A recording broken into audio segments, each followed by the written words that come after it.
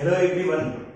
तो इसके पहले जो है हमने लास्ट वीडियो तक हैलोअल्केन्स का जो प्रिपरेशन का मेथड है, तो जितने भी मेथड्स हैं सारे मेथड्स को हमने डिस्कस किया है।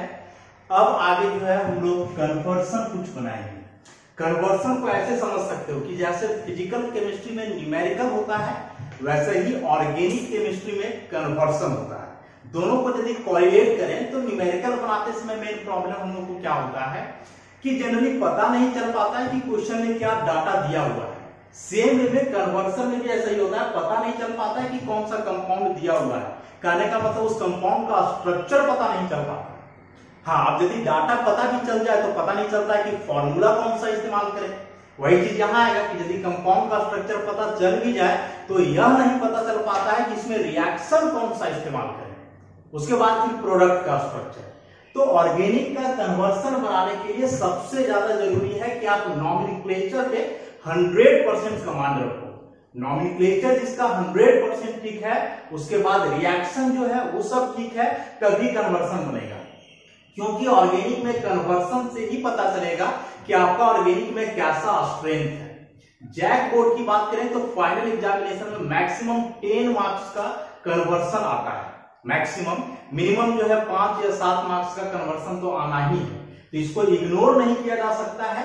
और बताया कि कन्वर्सन डायरेक्टली बनाना पॉसिबल नहीं है। कन्वर्सन बनाने के पहले आपको जो है उसका नॉमेनक्लेचर पूरा कंप्लीट हो और जितना रिएक्शन बताया गया है वो सब कंप्लीट हो, तब जाकर के आप कन्वर्सन को डील करोगे। तो अभी तक जितना रिएक्शंस हम लोगों ने पढ़ा है हैलोअल्केन्स में, उसी के आधार पे कुछ कन्वर्सन हम डिस्कस करेंगे, समझने की कोशिश करोगे। सबसे पहला कन्वर्सन जैसे हम लोग ले इथेनॉल टू इथाइल फ्लोराइड या इथाइल क्लोराइड ले पहले इथाइल क्लोराइड। ऐसा इसका मतलब क्या हुआ ना कि जो कंपाउंड है वह इथेनॉल है, इस इथेनॉल को बदलना है इथाइल क्लोराइड। कैसे बदलोगे, किस रिएजेंट का इस्तेमाल करोगे, कौन सा रिएक्शन इस्तेमाल करोगे ताकि इथेनॉल कन्वर्ट हो जाए किसमें, इथाइल क्लोराइड में। तो सबसे पहले आप क्या करो ना कि दोनों कंपाउंड का स्ट्रक्चर बनाओ। तो इथेनॉल मतलब CH3CH2OH, दिस इज इथेनॉल। इसको कन्वर्ट करना है इथाइल क्लोराइड में, तो इथाइल क्लोराइड का भी स्ट्रक्चर बना लो CH3CH2Cl, this is ethyl chloride. ऐसा। अब दोनों को जरा मिला करके देखो, कार्बन का संख्या सेम है, 2 कार्बन इथेनॉल में तो 2 कार्बन इथाइल क्लोराइड में भी है। अंतर क्या है कि OH हट करके Cl आ गया है। अब यहां से आपको सोचना होगा कि हैलोअल्केन का जो मेथड ऑफ प्रिपरेशन हम लोगों ने पढ़ा है, उसमें अल्कोहल से भी हैलोअल्केन कन्वर्ट कर रहे थे हम लोग। तो अल्कोहल से क्लोरोअल्केन बदलना है, किस रिएजेंट का इस्तेमाल कर सकते हैं? तो सबसे पहले HCl का भी इस्तेमाल कर सकते हैं, PCl5 का इस्तेमाल कर सकते हैं, या फिर थायोनाइल क्लोराइड SOCl2 का भी इस्तेमाल कर सकते हैं। ये तीनों रिएजेंट, तीनों में से किसी का भी इस्तेमाल कर सकते हो। और बहुत ज्यादा यदि कन्वर्सन को सिग्निफिकेंट बनाना है तो आप देखो कि तीनों में बेस्ट रिएजेंट कौन है। तो बताया था हमने कि SOCl2 का जब इस्तेमाल करते हैं ना डार्जन प्रोसेस, तो यह जो क्लोरोअल्केन बनाने का बहुत बेस्ट मेथड होता है, क्योंकि इसमें जो साइड प्रोडक्ट होता है गैसियस होता है। तो आपको करना कुछ नहीं है, अब यहां ऐसे एरो खींचो, यहां SOCl2 लिखो और इसके साथ पिरिडीन बेस रहता था, पिरिडीन लिखो और इसको हीट कर दो, तो सिंपल सा रिएक्शन हो जाएगा, OH कन्वर्ट हो जाएगा किसमें, Cl में। हाँ, रिएक्शन जब लिखते थे हम लोग तो साइड प्रोडक्ट भी लिखते थे उसमें SO2 प्लस HCl, लेकिन जब कन्वर्सन बना रहे हो आप तो वहां साइड प्रोडक्ट बहुत ज्यादा मायने नहीं रखता है, तो साइड प्रोडक्ट को आप इग्नोर कर सकते हो कन्वर्सन में। तो यह सिंपल सा कन्वर्सन हो गया, इथेनॉल टू इथाइल क्लोराइड। यहां लोग HCl भी ले सकते थे तो ZnCl2 लेना पड़ता, PCl5 भी ले सकते थे, PCl3 भी ले सकते थे, किसी भी रिएजेंट का इस्तेमाल करके इस कन्वर्सन को हम लोग बना सकते हैं। अब जो है एक कन्वर्सन और देखें, इसी इथेनॉल से रहे ethyl fluoride,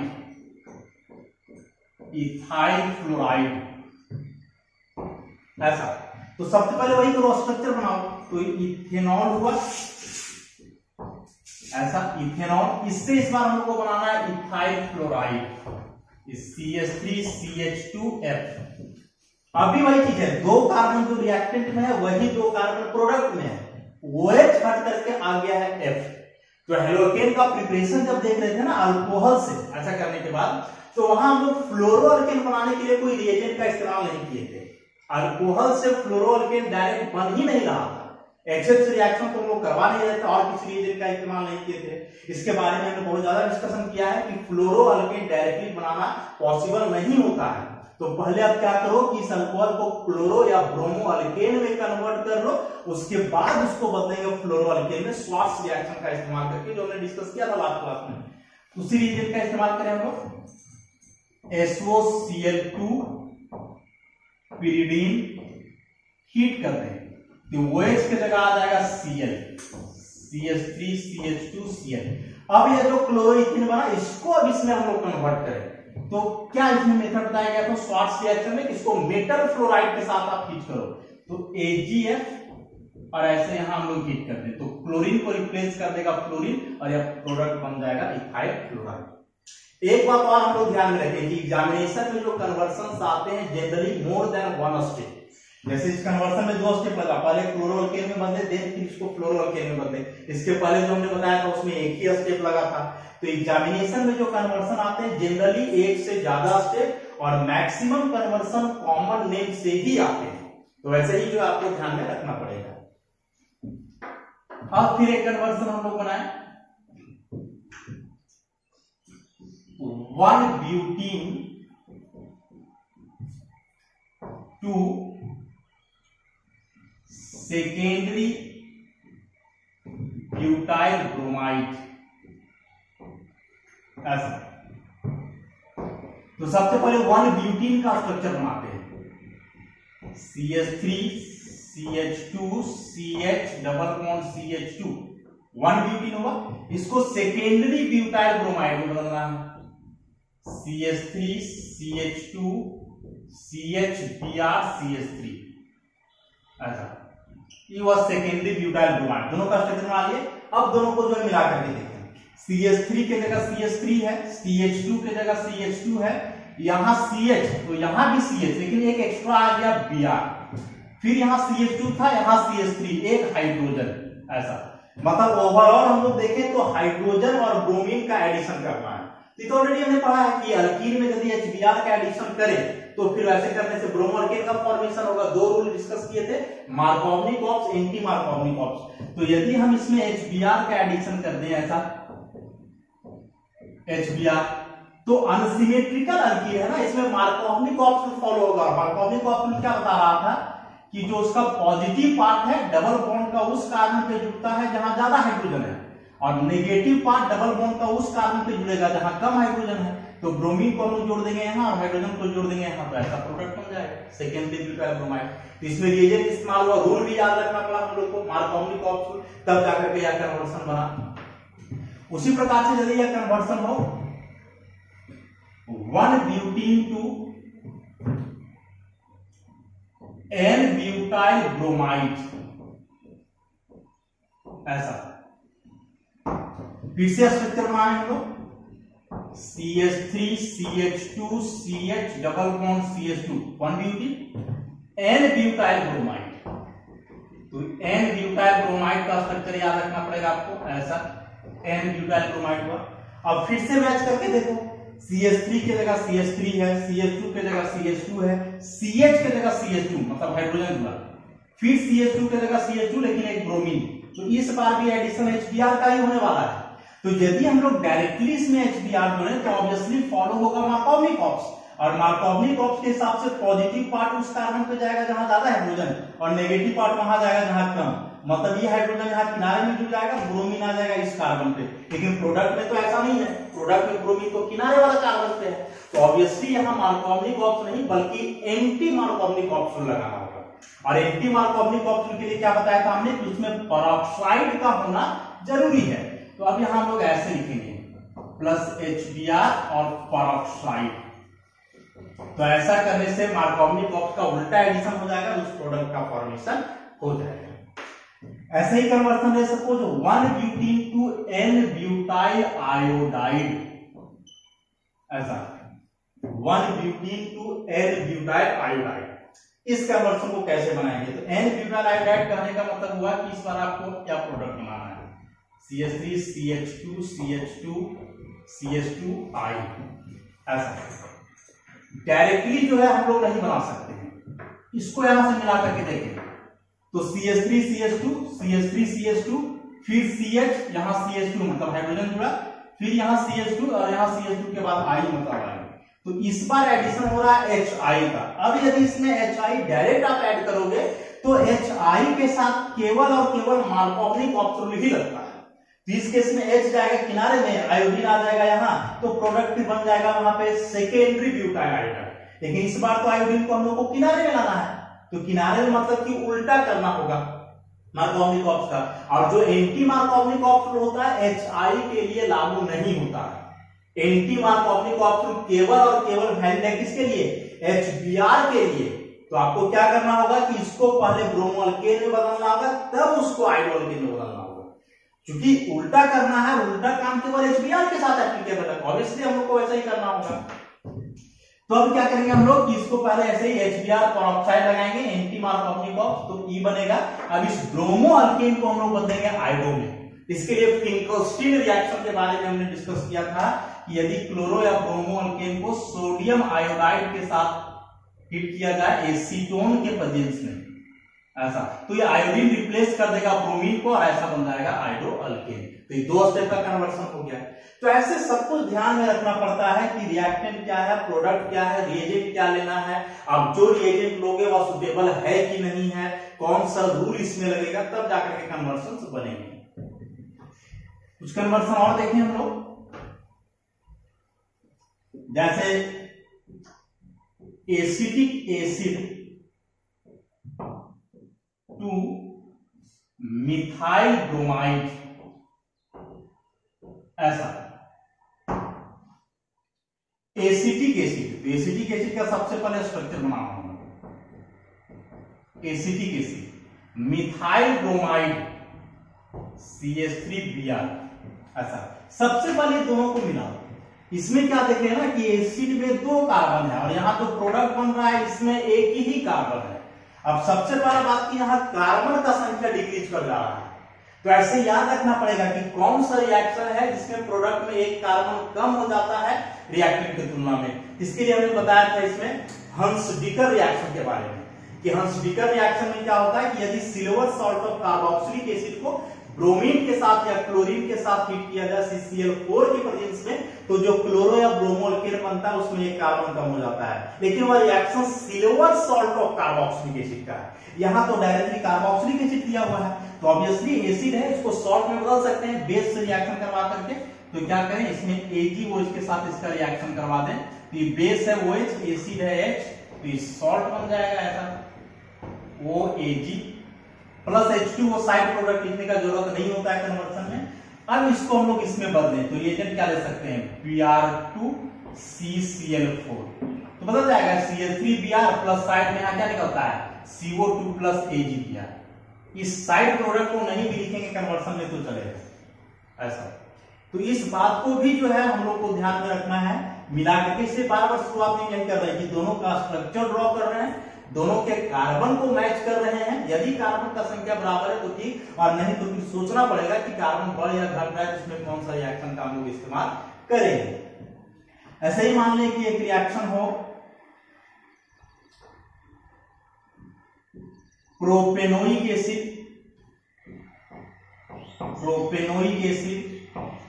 two ethyl iodide, ऐसा। तो प्रोपेनोइक एसिड मतलब इस पर क्या दिया हुआ है, 3 कार्बन का carboxylic acid CH3 CH2 COOH, this is propanoic acid. और इथाइल आयोडाइड मतलब ऐसा CH3 CH2I।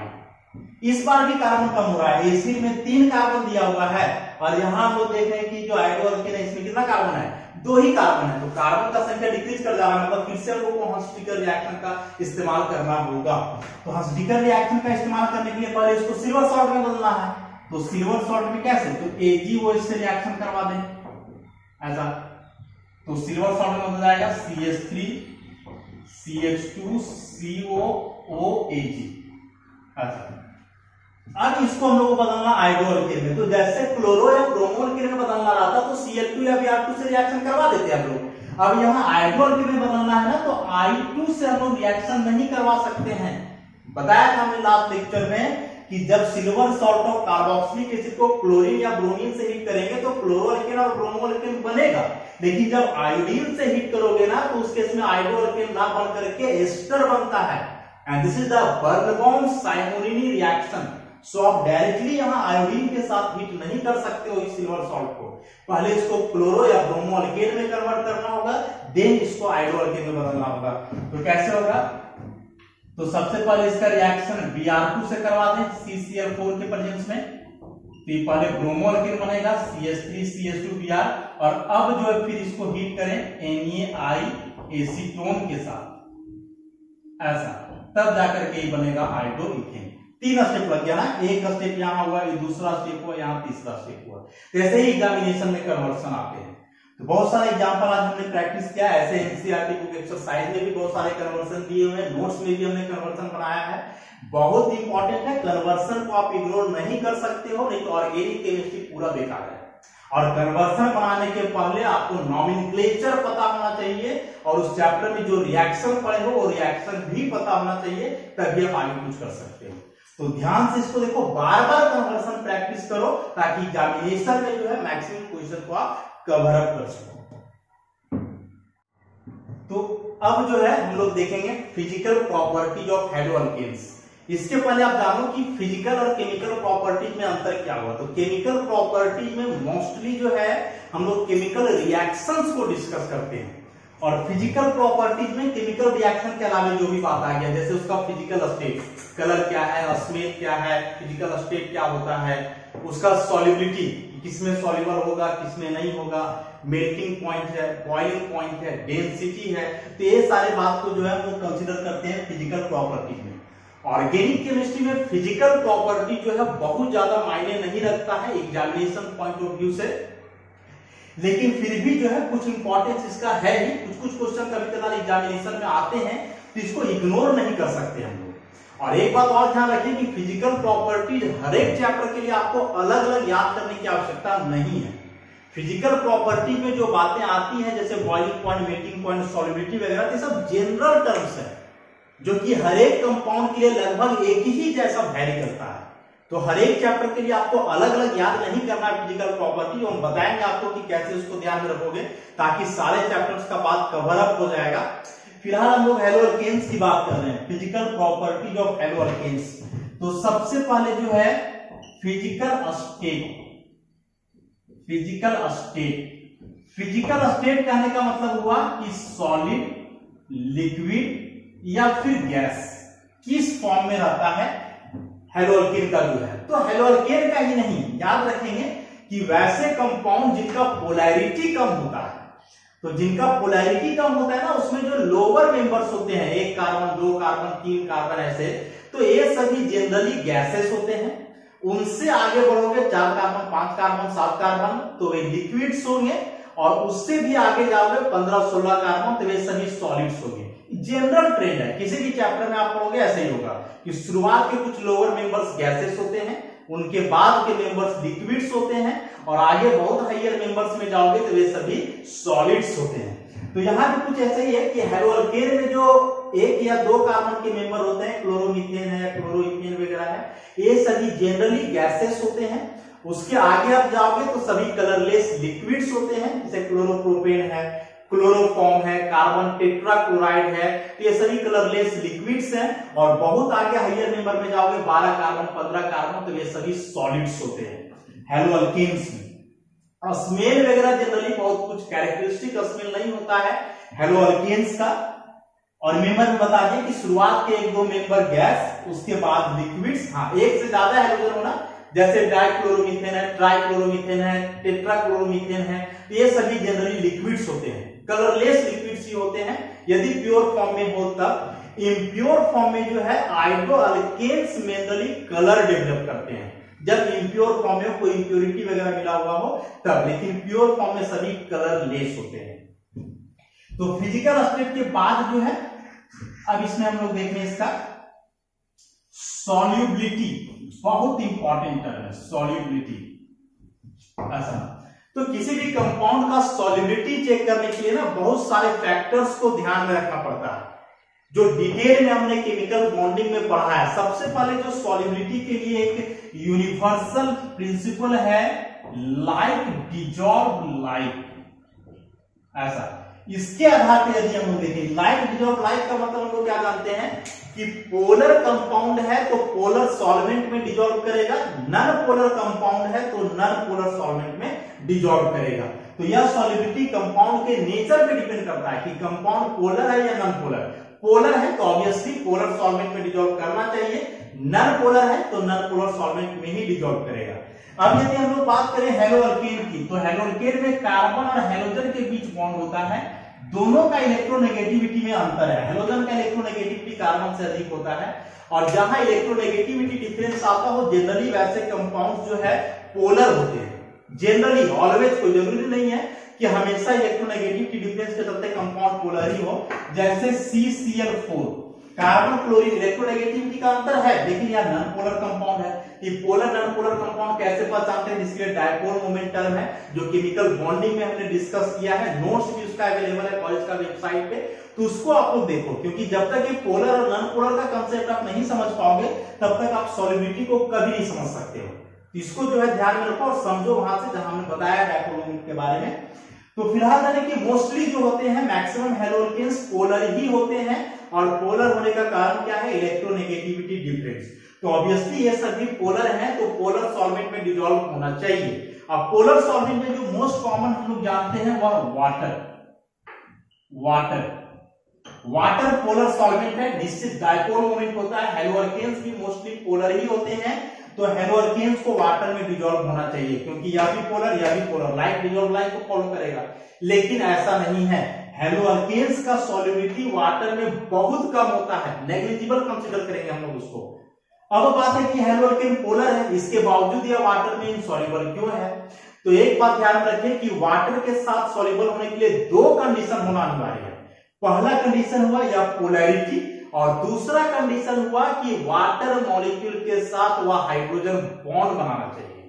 अब हाइड्रोजन बॉन्ड क्या, तो यह भी डिस्कस किया हमने केमिकल बॉन्डिंग में, जो नोट्स में दिया हुआ है। थोड़ा सा बात हम यहां बताएंगे कि हाइड्रोजन बॉन्डिंग, जैसा नाम से यह स्पष्ट है कि हाइड्रोजन का बॉन्ड है, तो हाइड्रोजन बॉन्डिंग वही कंपाउंड बना सकता है जिसमें हाइड्रोजन हो ऑब्वियसली। लेकिन एक और कंडीशन हुआ कि हाइड्रोजन जो है ना, उसमें वह पहले से कोई मोर इलेक्ट्रोनेगेटिव एटम से जुड़ा हुआ रहना चाहिए, मोर इलेक्ट्रोनेगेटिव, और साथ ही साथ उसका साइज भी स्मॉल होना चाहिए। ये इतना बात आप नहीं समझ सकते हो तो ये जानो कि यदि किसी कंपाउंड में फ्लोरीन हाइड्रोजन का बॉन्ड है, नाइट्रोजन हाइड्रोजन का बॉन्ड है, ऐसा ऑक्सीजन हाइड्रोजन का बॉन्ड और नाइट्रोजन हाइड्रोजन का बॉन्ड, तो जिस कंपाउंड में ऐसा बॉन्ड है, hydrogen fluorine, hydrogen oxygen, hydrogen nitrogen, तो वैसे ही कंपाउंड हाइड्रोजन बॉन्डिंग के कैपेबल हैं, अन्यथा नहीं है।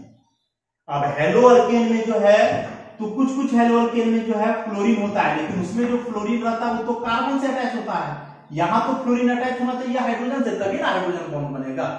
इन शॉर्ट हम लोग बोले तो कोई भी हेलोअल्केन्स वाटर मॉलिक्यूल के साथ हाइड्रोजन बॉन्ड बनाने के कैपेबल नहीं है, और इसी के कारण जो है पोलर होने के बावजूद हेलोअल्केन्स वाटर में बहुत कम सॉल्युबल होते हैं, ऑलमोस्ट इनसॉल्युबल होते हैं। क्वेश्चन भी है एनसीईआरटी में, इंपॉर्टेंट है, एग्जामिनेशन में आता है कि हेलोअल्केन्स पोलर होने के बावजूद वाटर में इनसॉल्युबल क्यों होते हैं। सिंपल सा रीजन है कि पोलर होने के बावजूद वाटर में इनसॉल्युबल है, क्योंकि वाटर मॉलिक्यूल के साथ वे हाइड्रोजन बॉन्ड नहीं बना पाते हैं। और हाइड्रोजन बॉन्ड क्यों नहीं बना पाते हैं, तो उस कंडीशन को सेटिस्फाई नहीं करते हैं। हाइड्रोजन बॉन्ड तो वही बनाते हैं ना जिसमें हाइड्रोजन जुड़ा हुआ फ्लोरीन, ऑक्सीजन या नाइट्रोजन से, जबकि यह कंडीशन हेलोअल्केन में फुलफिल नहीं होता है। तो हेलोअल्केन्स वाटर में ऑलमोस्ट इनसॉल्युबल है। तो सॉल्युबल किस में होंगे, तो एक बात याद रखेंगे कि जो वाटर में इनसॉल्युबल हो वह ऑर्गेनिक सॉल्वेंट में सॉल्युबल जाता है। ऑर्गेनिक सॉल्वेंट बेंजीन है, ईथर है, अल्कोहल है, ये सारे सॉल्वेंट में जो है आसानी से हेलोअल्केन डिसॉल्व कर जाएंगे, लेकिन वाटर में इनका सॉल्युबिलिटी बहुत कम होता है। इसके बाद हम लोग बात करें डेंसिटी की, डेंसिटी, घनत्व। डेंसिटी को जनरली कंपेयर करके बताया जाता है, कंपेयर किया जाता है वाटर से। वाटर का जो डेंसिटी होता है ना 1 ग्राम पर ml, इससे कंपेयर किया जाता है किसी भी कंपाउंड का जो डेंसिटी होता है ऑर्गेनिक में, उसका वाटर से कंपेयर करके। तो हेलो अल्केन में जो है शुरुआत के क्लोरोमीथेन वगैरह जो होते हैं उनका डेंसिटी वाटर से कम होता है, मतलब 1 ग्राम पर ml से कम। लेकिन जैसे जैसे आप हायर मेंबर की ओर बढ़ोगे या जैसे जैसे हेलोजन का साइज बढ़ेगा वैसे डेंसिटी भी बढ़ते जाता है। जैसे पूछा जाए कि फ्लोरोअल्केन है, क्लोरोअल्केन है, ब्रोमोअल्केन है और आइडोअल्केन है, आर ग्रुप यहां सब सेम है, मिथाइल का जो भी है चारों जगह आर सेम है, तो बताओ कि चारों में डेंसिटी किसका अधिक होगा? तो आइडोअल्केन, आयोडीन का साइज सबसे बड़ा है या फिर बोले इसका मास सबसे ज्यादा है, तो डेंसिटी का फॉर्मूला जो हम लोग जानते हैं ना, मास बाय वॉल्यूम, मास का डायरेक्टली प्रोपोर्शनल होता है, तो मास अधिक होने से डेंसिटी जो है बढ़ जाएगा। तो ऐसे कोई आ सकते हैं चार कंपाउंड, पूछा जाएगा डेंसिटी ज्यादा किसका, तो देखो कि यदि अल्काइल ग्रुप सब में सेम है तो उस केस में आयोडीन वाले का डेंसिटी सबसे ज्यादा होगा। अब फिर हम लोग बात करें इसके बाद मोस्ट इंपॉर्टेंट जो इसका है बॉइलिंग पॉइंट। बॉइलिंग पॉइंट ऐसा, तो बॉइलिंग पॉइंट कहने का मतलब कि जिस टेम्परेचर पर कोई लिक्विड बॉइल करे, कोई लिक्विड बॉइल करे करने का मतलब जिस टेम्परेचर पर उसका वेपर प्रेशर एटमॉस्फेरिक प्रेशर के बराबर होता है, उसी टेम्परेचर पे कोई लिक्विड बॉइल करता है, जो सॉल्यूशन में आप लोग डिस्कस करोगे या फिर डिस्कस कर लिए होंगे। इन शॉर्ट यहां क्या जाने कि बॉइलिंग पॉइंट जो है ना किसी भी लिक्विड का वह डायरेक्टली प्रोपोर्शनल होता है strength of intermolecular forces. Intermolecular forces, molecule के बीच लगने वाला जो फोर्स है जितना मजबूत होगा उस लिक्विड का बॉइलिंग पॉइंट भी उतना ही अधिक होगा। अब यदि molecular force almost same strength का है तो उस केस में आप मास को कंसीडर कर सकते हो कि जिसका मास अधिक होगा फिर उसका बॉइलिंग पॉइंट जो है वह ज्यादा होगा। क्योंकि ऑलमोस्ट सारे हेलोजेन्स मोस्टली लिक्विड के फॉर्म में पाए जाते हैं तो बॉइलिंग पॉइंट को ही हम लोग कंसीडर करने वाले हैं। और इसमें हमने क्या बताया कि बॉइलिंग पॉइंट डायरेक्टली प्रोपोर्शनल होता है इंटरमॉलिक्यूलर फोर्सेस के स्ट्रेंथ का।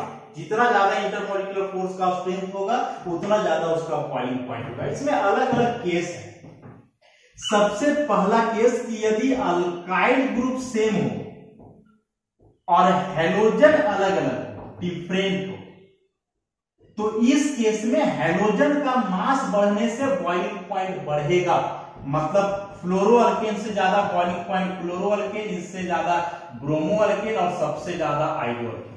अल्काइल ग्रुप सब जगह सेम है, इंटरमॉलिक्यूलर स्ट्रेंथ ऑलमोस्ट सेम होगा, लेकिन फ्लोरीन, क्लोरीन, ब्रोमीन, आयोडीन का मास बढ़ रहा है तो मास बढ़ने के चलते इसका बॉइलिंग पॉइंट इंक्रीज करेगा। दूसरा बात कि अल्काइल ग्रुप डिफरेंट हो और हेलोजन सेम हो, ऐसा, तो इस केस में वही होगा कि हेलोजन सेम है लेकिन अल्काइल ग्रुप अलग अलग है, तो जैसे जैसे अल्काइल ग्रुप का साइज बढ़ेगा, मिथाइल से इथाइल से प्रोपाइल ब्यूटाइल, तो अल्काइल ग्रुप का साइज बढ़ने से उसका बॉइलिंग पॉइंट बढ़ेगा। रीजन वही हुआ कि मास इंक्रीज करेगा। मतलब ऐसे हम लोग देखें कि एक कार्बन और क्लोरीन है, इससे ज्यादा मास हो जाएगा, एक क्लोरीन और ऐसा 2 कार्बन बढ़ेगा, इससे ज्यादा हो जाएगा ऐसे 3 कार्बन, ऐसे कार्बन का संख्या बढ़ने से, क्या बोले, अल्काइल ग्रुप का साइज बढ़ने से जो है इसका बढ़ते जाएगा बॉइलिंग पॉइंट। तीसरा फैक्टर इसमें हम लोग देखें नंबर ऑफ हेलोजन एटम, कि कार्बन का संख्या सेम हो लेकिन जो नंबर ऑफ हेलोजन एटम है वो डिफरेंट हो, ऐसा। तो इस केस में क्या होगा कि जैसे जैसे हेलोजन एटम का संख्या बढ़ेगा बॉइलिंग पॉइंट भी उसका क्या होगा, इंक्रीज करते जाएगा। मतलब कि CH3X एक हेलोजन है, इससे ज्यादा बॉइलिंग पॉइंट होगा CH2X2, 2 हेलोजन है, इससे ज्यादा होगा CHX3 और इससे ज्यादा होगा CH4। कार्बन सब में सेम है, हाइड्रोजन को रिप्लेस कर दे रहा है हेलोजन। जाहिर सी बात है ना, इसमें 3 हाइड्रोजन है, 1 हेलोजन, इसमें 2 हाइड्रोजन 2 हाइड्रोजन, मतलब एक हाइड्रोजन को रिप्लेस कर दिया हेलोजन। अब कोई भी हेलोजन लोगे तो उसका मास तो हाइड्रोजन से अधिक होता है, तो यहां भी वही रीजन है कि मास बढ़ने से जो है इसका बॉइलिंग पॉइंट इंक्रीज कर जाएगा। और बॉइलिंग पॉइंट में जो मोस्ट इंपॉर्टेंट है वह हुआ आइसोमेरिक हैलोअल्केन्स, आइसोमेरिक हैलोअल्केन्स। आइसोमेरिक हैलोअल्केन्स सपोज हम लोग ले C4H9Cl क्लोरोब्यूटेन। तो इस क्लोरोब्यूटेन में तो अलग अलग केस हो सकता है। अलग अलग केस क्या हो सकता है कि N-ब्यूटाइल क्लोराइड हो सकता है, आइसो हो सकता है, सेकेंडरी हो सकता है और लास्ट में टर्शियरी हो सकता है। N butyl chloride, isobutyl chloride, secondary butyl chloride और टर्शियरी ब्यूटाइल क्लोराइड। और स्ट्रक्चर भी हम लोग बना सकते हैं CH3CH2 CH2 CH2Cl। ये आइसो है CH3CH CH3 CH2Cl, सेकेंडरी है CH3Cl CH2 CH3 और लास्ट में टर्शियरी ऐसा CH3C CH3 CH3Cl। इस तरह से सब में जो है कार्बन का संख्या सेम है, हैलोजन भी सेम है, ऑब्वियसली मोलर मास भी सबका सेम होगा। तो यहां जो है अब हम लोग कैसे फोकस करेंगे बॉइलिंग पॉइंट पर, कैसे उसको समझेंगे। तो याद क्या रखना है ना कि यदि आइसोमेरिक हैलोअल्केन हो या आइसोमेरिक कंपाउंड हो जिसका मॉलिक्यूलर फॉर्मूला सेम हो तो ऑब्वियसली मॉलिक्यूलर मास भी सेम होने वाला है। तो उस केस में क्या होता है कि ब्रांचिंग बढ़ने से उसका बॉइलिंग पॉइंट डिक्रीज करता है। क्या बताया हमने कि यदि आइसोमेरिक कंपाउंड है तो जैसे जैसे ब्रांच का संख्या बढ़ेगा उसका बॉइलिंग पॉइंट डिक्रीज करेगा।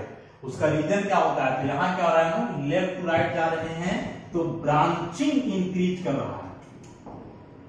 ब्रांचिंग इंक्रीजेज, कैसे इंक्रीज कर रहा है, तो यहां सब लीनियर चेन में, इसमें एक कार्बन ब्रांच में आ गया, यहां डायरेक्ट फंक्शनल ग्रुप भी ब्रांच में है और यहां तो दोनों ऐसे आ गया इस तरह से करके। तो लेफ्ट टू राइट जाने से ब्रांचिंग बढ़ रहा है। ब्रांचिंग बढ़ने से क्या होता है ना, सरफेस एरिया डिक्रीज करता है, सरफेस एरिया डिक्रीजेज। और सरफेस एरिया पे डिपेंड करता है मॉलिक्यूल का इंटरमॉलिक्यूलर फोर्स का मैग्नीट्यूड, जिसको हम लोग वेंडरवाल इंटरैक्शन का मैग्नीट्यूड बोलते हैं। तो वेंडरवाल के बारे में भी डिस्कशन किया हुआ है, इसको जो है स्टेट्स ऑफ मैटर में भी पढ़े होंगे या केमिकल बॉन्डिंग में भी इसको बताया गया है कि जो वेंडरवाल इंटरैक्शन है मतलब इंटरमॉलिक्यूलर जो इंटरैक्शन होता है वो मॉलिक्यूल के सरफेस एरिया पे डिपेंड करता है। सरफेस एरिया जितना ज्यादा उतना ज्यादा वेंडरवाल फोर्स का मैग्नीट्यूड और सरफेस एरिया जितना कम उतना ही कम होगा इंटरमॉलिक्यूलर फोर्स का स्ट्रेंथ। तो सरफेस एरिया डिक्रीज कर रहा है, इसके चलते क्या होगा कि magnitude of intermolecular attraction decreases. मतलब सबसे ज्यादा इंटरमॉलिक्यूलर अट्रैक्शन होगा N वाले में, उससे कम आइसो, उससे कम सेकेंडरी और उससे कम टर्शियरी। और ऑब्वियसली कि इसमें इंटरमॉलिक्यूलर अट्रैक्शन सबसे ज्यादा है, स्ट्रॉन्ग है, तो इसी का बॉइलिंग पॉइंट सबसे कम होगा। इसको हम लोग ऐसे कर सकते हैं boiling point decrease, boiling point भी डिक्रीज कर जाएगा ऐसा। इस फैक्टर को हम लोग ऐसे कंसीडर कर सकते हैं। अब जो यहाँ एक बात समझने लायक है वो क्या है, अभी हमने बताया कि ब्रांचिंग बढ़ने से जो है वह सरफेस एरिया डिक्रीज करता है, लेकिन यहां देखोगे तो उल्टा लगता है। उल्टा क्या लगता है कि नॉर्मल चेन में है और या ब्रांच में है तो इससे लग रहा है कि ज्यादा जगह तो यही घेर रहा है, पूरा फैला हुआ है। इसको ऐसे बोर्ड वाले से नहीं समझना है, इसको समझना ऐसे है। सपोज कि कार्बन का लीनियर चेन इस तरह से, दो कार्बन सपोज इधर है, दो कार्बन इधर है, इस तरह से है इसका। तो लीनियर चेन है, इसका मतलब ये पूरा जब सरफेस पे रहेगा तो हम लोग यहां से यहां तक सरफेस एरिया कंसीडर करेंगे, पूरा यहां से लेकर के यहां तक। लेकिन मान लो कि ये दो कार्बन अब ऐसे लीनियर ना होकर के ऐसे बीच में जुड़ जाए, ऐसा जुड़ जाए, तो अब हम लोग सरफेस एरिया ऐसे देखेंगे ना। आप सरफेस एरिया लोग ऐसे देखो, चाहे इधर से देखो तो ऐसे देखो, तो ऑब्वियसली पहले जो है इतना जगह घेर रहा था और अब जब ये ब्रांच में आ गया तो अब इसको देखो जगह जो है पहले की तुलना में कम घेर रहा है, चाहे ऐसे देखो चाहे ऐसे देखो। तो ब्रांचिंग बनने से ग्रुप का अरेंजमेंट इधर उधर, चूंकि यह टेट्राहेड्रल कार्बन है ना, तो टेट्राहेड्रल कार्बन है तो ये सब जो ग्रुप अरेंज होगा स्पेस में अरेंज होगा, सब जो है एक लीनियर चेन में नहीं रहेगा। तो ऐसा करने से उसका सरफेस एरिया डिक्रीज करेगा और सरफेस एरिया डिक्रीज करने से जो मैग्नीट्यूड है वेन डर वाल इंटरैक्शन का वह डिक्रीज करेगा और फाइनली इसका बॉइलिंग पॉइंट भी डिक्रीज कर जाएगा। लास्ट इसमें अब हम लोग जो है एक फिजिकल प्रॉपर्टी में देखें तो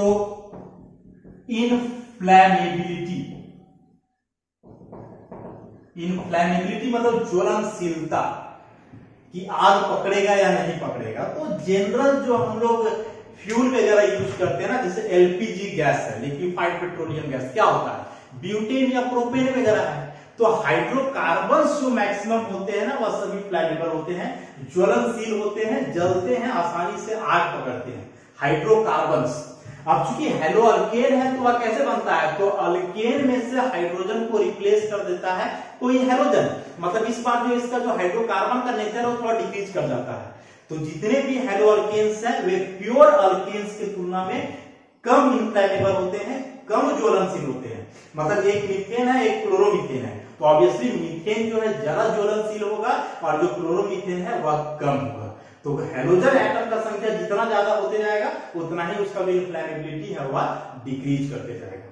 तो इस तरह से हम लोग जो है फिजिकल प्रॉपर्टीज को कंसीडर किए, इसको आसानी से जो है आप लोग समझ सकते हो वीडियोज के थ्रू, बार बार देखो, कंसेप्ट को बनाओ और आसानी से इसको समझो।